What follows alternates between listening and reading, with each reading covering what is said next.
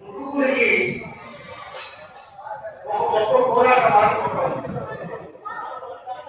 ముగ్గురికి డాక్టర్ అంబేద్కర్ అందించినటువంటి పోరాట దిగ్గజం అమలు చేసిన చరిత్ర ఉంది. బహుశా ఇక్కడ వచ్చిన పిల్లలు చాలా మంది 50 సంవత్సరాలు దాటిన వాళ్ళు, బహుశా 60 సంవత్సరాలు దాటిన వాళ్ళు అనుకుంటే వాళ్ళకి అన్నీ వెంటనే 50 పేరు అలాగే మరి 50 మార్కులు లేవు. ఎవరి మధ్య వెంటనే తుంబా సుబ్బరాయుడు అడిగారు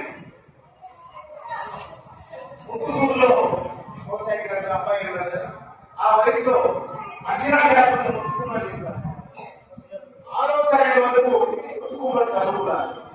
ఇక్కడ ఉండేటువంటి పోస్ట్ ఆఫీస్ లో మా నాన్నగారు కూర్చోవాలనుకున్నది. ఈ చుట్టుపక్కల ఉండేటటువంటి గ్రామాల్లో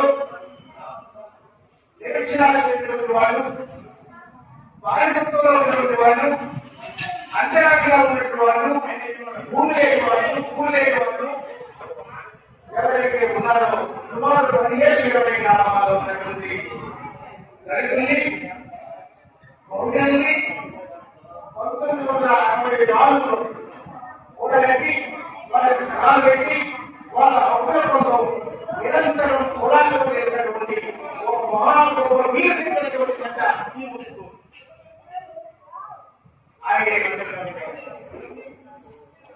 మన్యం వెంకటయ్య చేసినటువంటి పోరాటాలు, మన్యం వెంకటయ్య చేసినటువంటి హక్కుల ఉద్యమానికి జడిసినటువంటి భూస్వాములు, వాళ్ళ కిరాయి గుండాలు కుక్కవన్నీ అదక వేసి నెల్లూరుకి కలెక్టర్ ఆఫీస్కి హత్య తీసుకుని పెట్టినటువంటి వెంకటయ్యని ఇదే బస్ స్టాండ్ లో పోస్ట్ ఆఫీస్ బస్సులకి లాగి కత్తులతో గొడ్డలతో ధరి చంపేశారు. దానికి